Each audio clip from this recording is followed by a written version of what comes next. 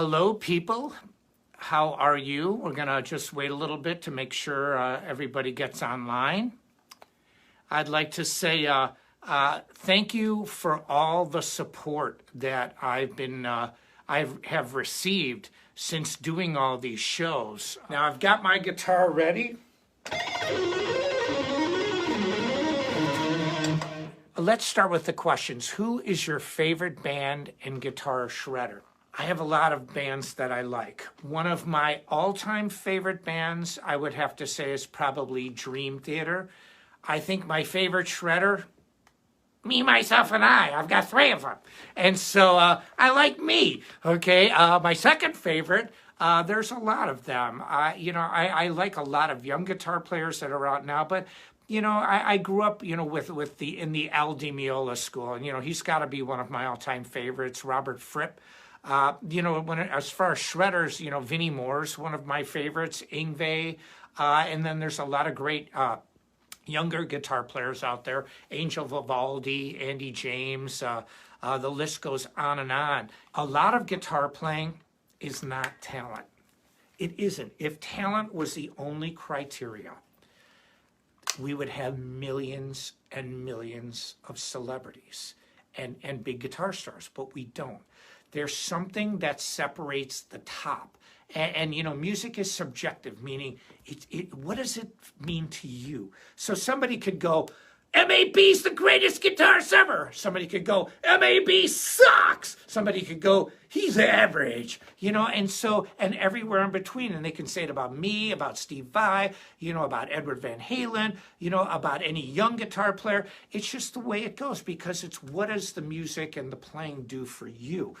Right now, when I was online with Herman Lee a few weeks ago, he has a lot of guitars. I only beat him by maybe 5 or 10. We have a very similar number, but I'm up to over 170 right now. And I have to say, I've got a lot of old Strats, and I've A-B'd this Sawtooth against it. And see, I love vintage guitars, and I love the idea that a Joe Bonamassa would play vintage guitars, and I think it's great. I have a bunch of them. But I don't necessarily subscribe to the theory or the belief that vintage guitars are so much better than modern guitars. In fact, I think the opposite. I think modern guitars play and sound better than vintage guitars. Vintage guitars, to me, are to be played, yes, but they're more like pieces of art.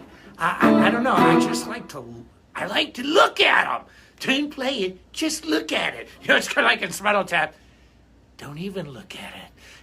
This is the only double guitar ever made by Gibson.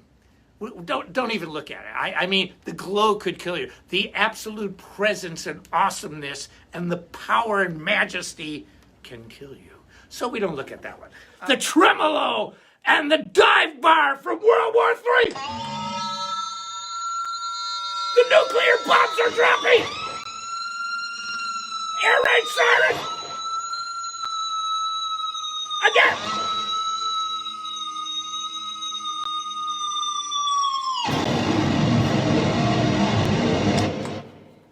Doom.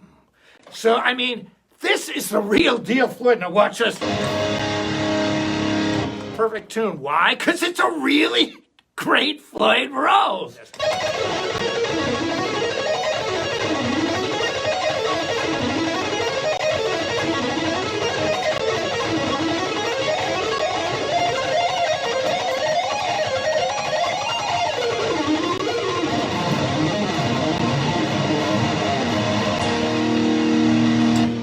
I was driving from LA, I lived in Woodland Hills at the time in California, to the Redlands. If anybody knows that, it's straight east, almost 100 miles. So I'm driving and I went down this overpass. Now, a lot of California freeways have this thing. You see a diamond in there. Now, we don't really call it, the LA people don't call it the diamond lane, but it's a carpool lane. So it means if you have 2 or more passengers, then you can drive on this lane. And I'm looking down there, I'm seeing miles, kilometers of stalled cars, like just not stalled, but stopped. I'm like, this sucks. And I was wearing this kind of like Greek fisherman's hat, kind of like an old Ringo Starr hat. If people have seen me in photos before, I used to like to wear this really crazy looking hat. So I was wearing a hat and I go, Joey, are you ready? He goes, I'm ready.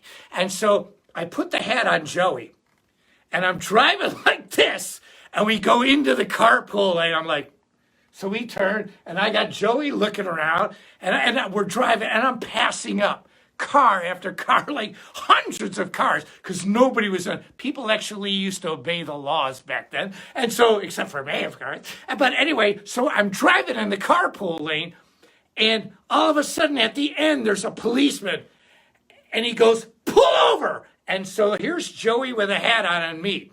So I roll down my window, I look, and there's Joey. We're both looking at him, and we're both like, what? Can I help you, officer? He goes, what's that? I go, well, that's Joey. He goes, what? I go, that's Joey. And Joey looks at me and he starts laughing and he goes, get the hell out of here. So that's my Joey story. So Joey has actually saved me a couple of times.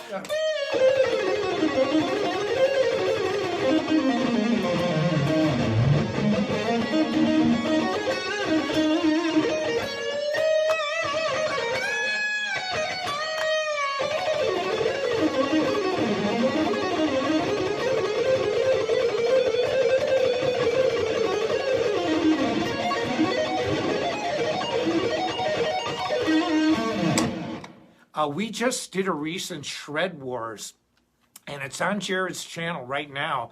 We had over 120,000 views, and it was less than 1 day since it was released. So, and I did some really crazy stuff. They called it Shred Wars, and I thought to myself, the progression was basically E. I'm sorry, it was in the key of C minor.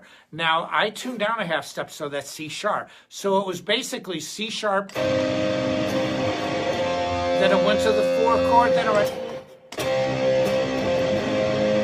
it went to the flatted 6th.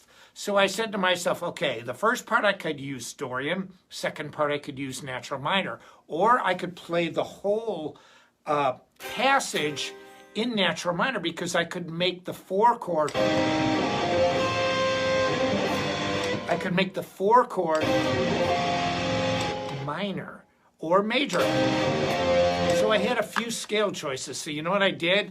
I said, forget it. Is that Nick? Hey, Nick, how are you? I said, I'm going to be warped.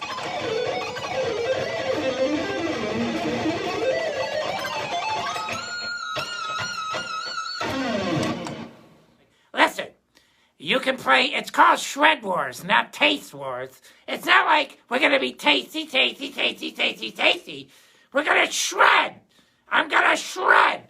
Now, not everybody, but a few people are like, dude, it like doesn't sound in key, bro. But it is in key. And it's in time. And see what I did? There's a phrase in music called rubato. It's a great Italian word. And it means you stretch measures along. So you can do, see, because if a tempo's like this, does that mean I have to, why? Why do you have to,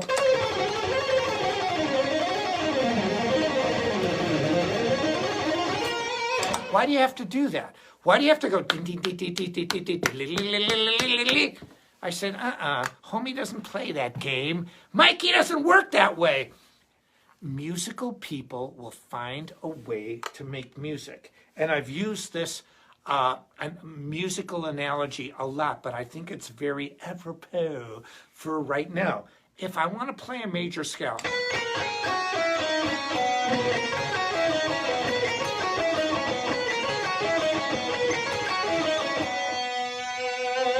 I just want to add rhythm. I create a Christmas carol.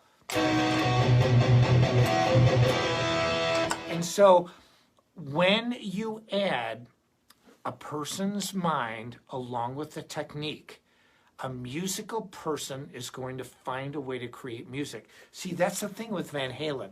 I mean, how many people can take a natural minor scale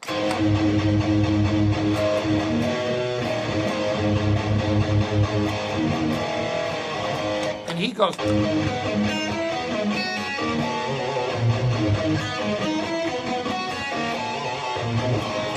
to tell you something what I learned about that.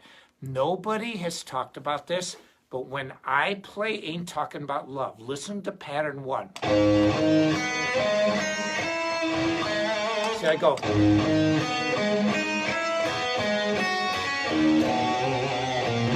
But pattern 2, he hits 2 C's.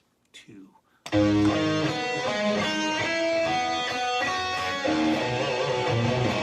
It is a nuance that I heard the very first time I heard it. So you hear it.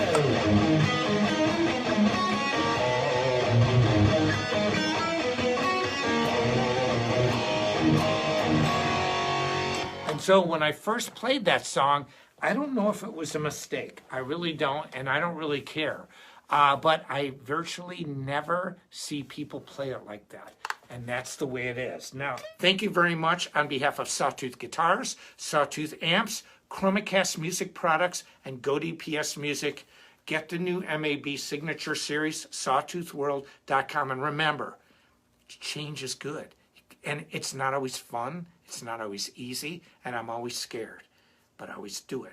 Because if it makes sense and it makes your life better, the only constant is change. Embrace it, whether it's guitar or life. See ya.